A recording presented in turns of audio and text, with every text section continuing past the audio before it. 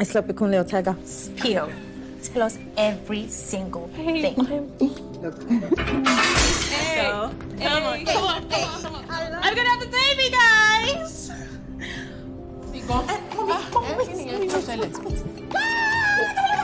I'm sorry. Guys, please. Yes! I would this shit out of Sharif, but not because I want him, but because you don't deserve him. You claim to love him, but you don't have a problem lying to him. Watch. We need to talk.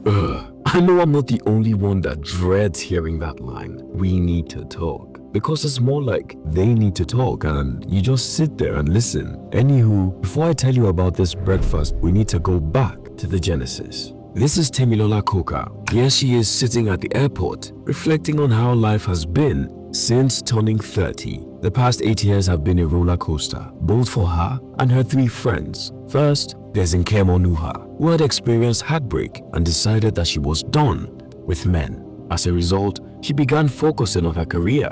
Though she has been successful, something still feels missing.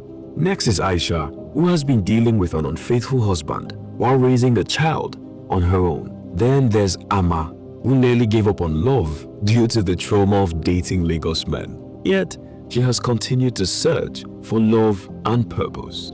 Finally, there's Temilola herself, who had to make a significant choice in selecting the right partner. Just when she thought she had made the right decision and found the perfect man, she tragically lost him to cancer. Her husband, Akin, was someone she had hurt in the past. By choosing another person over him, once they finally got together, she hoped to make amends for the pain she had caused him. But life had other plans. She feels she never had the chance to demonstrate how much she truly loved him or to rectify the hurt she had inflicted. After Akin, the very idea of love disgusted her and made her physically ill. In fact, it was so overwhelming that whenever men tried to flirt with her, she would display a strong sense of disgust and quickly flee. Nevertheless, love comes knocking in the form of billionaire's son, Kunle Ortega. And after much hiding, Temilola finally decides to let him in. Their love story moves on fast, and it doesn't take long for Kunle to propose.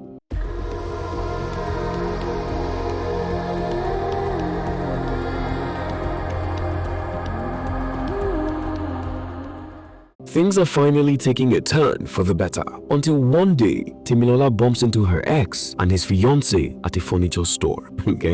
Things get awkward as Temilola accidentally smashes a vase while trying to eavesdrop on her ex and his fiancé, but to prevent things from getting worse, she hurriedly makes an exit. Later on, when Temi gets the chance to tell her friends what had happened, they become concerned and fear that Temi may not be fully over her ex. They warn her not to ruin things with Kunle, just like she almost did with Akin over this same ex, Ayo. Temi insists that she has moved on from Ayo, but in reality, she really hasn't. She starts stalking him, and unfortunately, Ayo catches her in the act. They eventually sit down to talk, and from their recent encounters, Ayo concludes that Temi's behavior stems from curiosity about whether he has changed or remains the same person she used to know. Although he treats his fiancée well, he acknowledges that he was terrible to Temi in the past, and he can sense a desire to know more about his current self. Ayo apologizes for the pain he caused and expresses his sympathy for her loss.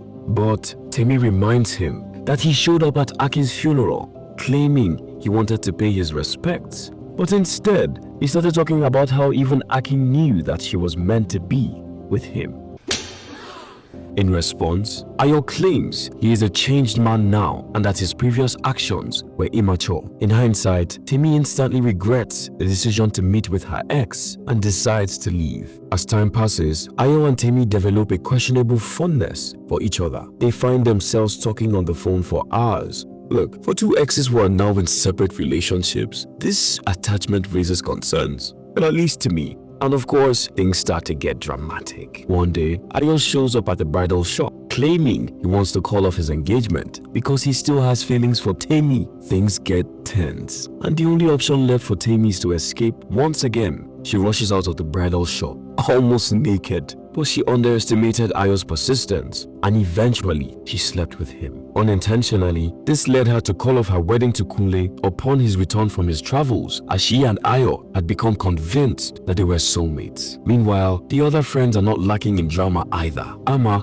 in particular, has experienced so much frustration with men that she is starting to question her sexuality. Mikey, Guys, please. guys, I can't be gay. For goodness sake, this is the 21st century. Who cares? This whole situation drives her to church on her knees. But as for Nkem and Aisha, things have become even more complicated. I'm gonna have the baby, guys!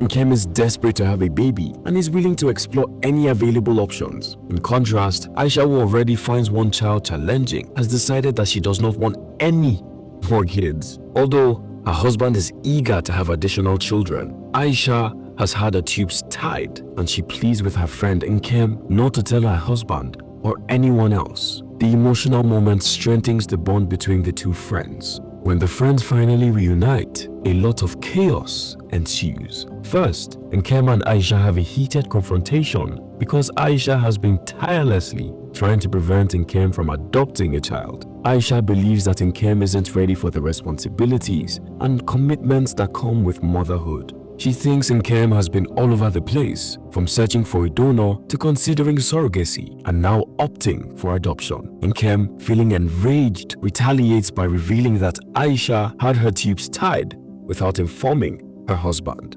Nkem takes it a step further and threatens to tell Aisha's husband if she doesn't confess within 3 days. Amid this heated exchange, Temi, feeling pressured, reveals that she has been sleeping with Ayo and has called off her engagement with Kunle.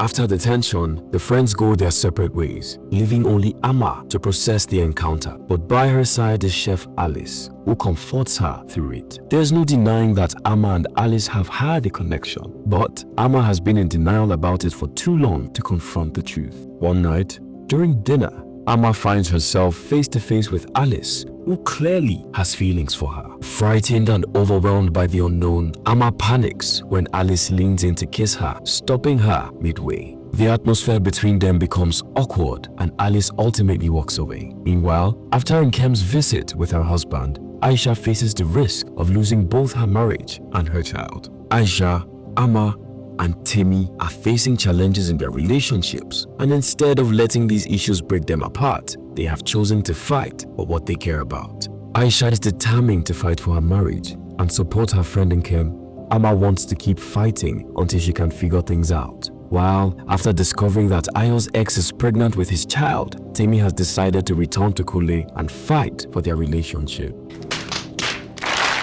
Look guys, honestly, this movie initially felt like a waste of time. But I think that's the point, because even after 30, there's no guarantee that life will suddenly fall into place. In fact, things often feel even more uncertain. You know, questions about marriage, finances, sexuality, children, or having more children start to surface. And after 30 captures how sometimes we just don't have the answers right away.